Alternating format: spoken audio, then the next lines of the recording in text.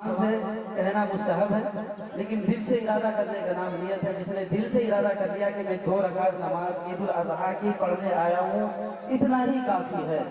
इससे ज्यादा कहने की कोई जरूरत नहीं है। लेकिन अगर आप जबान से कहना चाहते हैं तो मुस्तहब है। मुस्तहब तो अरबी में जबान में भी और अफजल है, उर्दू जबान में नहीं। सुन लीजिए, नियत करता हूँ मैं 2 रकात नमाज ईद उल अज़हा की वाजिब, मैं 6 ज़ाहिर तकबीरों के, मैं 6 ज़ाहिर तकबीरों के पीछे इस इमाम के वास्ते अल्लाह ताला के रुख मेरा काबा शरीफ की तरफ कहकर अल्लाहु अकबर कहकर हाथ बांध लेंगे नाफ के नीचे। कुछ लोग जो कान पकड़ते हैं नियत करने में, कान नहीं पकड़ना है, बल्कि हाथ हमें सीधा रखना है 5 उंगली को, और इस तरीके से हमें कान की लौ तक उंगली को लेकर आना है और नाक के नीचे इस तरीके से हल्का बनाएंगे छोटी उंगली, और ये अंगूठा से इस गट्टा को पकड़ेंगे और ये 3 उंगली यहाँ पे रख देंगे और इस तरीके से नियत मान लेंगे। तो सना पढ़ेंगे, उसके बाद सना पढ़ने के बाद 3 ज़ाइद तकबीर कही जाएगी, यानी 3 मरतबा तकबीर कही जाएगी। पहली तकबीर अल्लाहु अकबर कहकर हाथ छोड़ देंगे, दूसरी तकबीर अल्लाहु अकबर कहकर हाथ छोड़ देंगे, तीसरी तकबीर अल्लाहु अकबर कहते हुए फिर हाथ बांध लेंगे। उसके बाद इमाम साहब सूरत पढ़ेंगे, नमाज 1 रकात मुकम्मल होगी। दूसरी रकात में इमाम साहब खड़े होंगे, सूरत फातिहा के बाद सूरत लगाएंगे, सूरत लगाने के बाद फिर 3 ज़ाइद तकबीर कही जाएगी। 6 ज़ाइद तकबीर होती है ना इस नमाज में, तो फिर 3 ज़ाइद तकबीर कही जाएगी।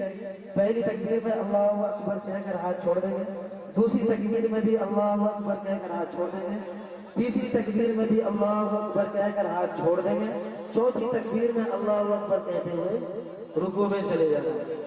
तो नियत फिर सुन ले, नियत करता हूँ मैं 2 रकात नमाज ईद उल अज़हा की वाजिब, मैं 6 ज़ाहिर तकबीरों के दुआ वास्ते, मैं 6 ज़ाहिर तकबीरों के पीछे इस इमाम के वास्ते अल्लाह ताला के रुख मेरा काबा शरीफ की तरफ कहकर अल्लाहु अकबर कहकर हाथ बांध लेंगे। तो मेरे भाइयों, अपनी कुर्बानी का खास तौर से ध्यान रखेंगे। खुश दिली से कुर्बानी करना मुराद है।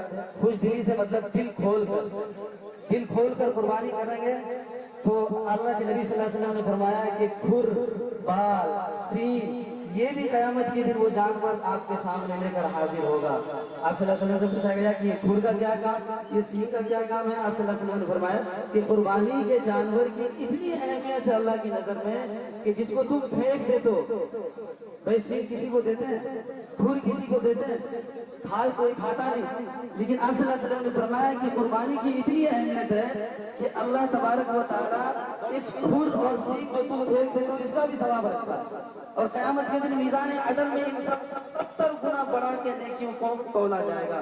और जो भी जानवर कुर्बानी का करते हैं वो सब को कल क़यामत के दिन आपके सामने आएगा और कुल सिरात की आपकी सवारी बनेगी।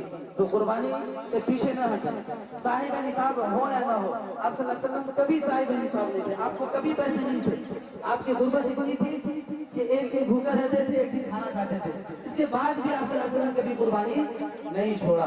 तो इस बात का खास ध्यान रखेंगे कि सभी कुर्बानी करेंगे और अल्लाह के रास्ते में खून बहाना अल्लाह को सबसे ज्यादा पसंद है। ला यनालुल्लाहु लुहुमुहा वला दिमाउहा वलाकिन यनालुहु तक़वा। खास तौर से इसमें तक़वे का बात रखना है कि हमें दिखावे के लिए नहीं करना, अल्लाह की रज़ा के लिए।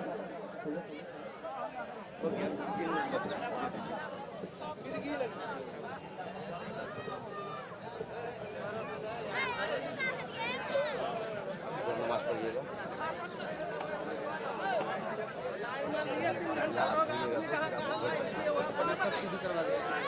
लाइन थोड़ी पहले सीधी करवा दीजिए।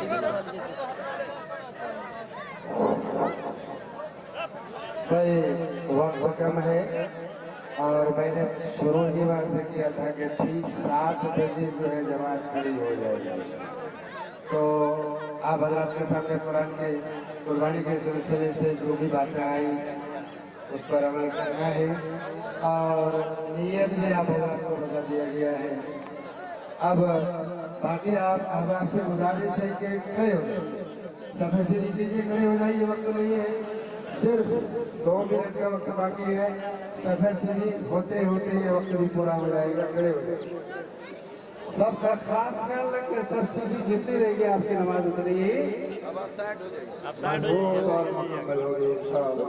हमको भी नमाज पढ़ना है ना, और नमाज पढ़ोगे ना तो यहीं कैमरा रख देना बस। नहीं उधर सामान गाड़ी पे रख देते हैं।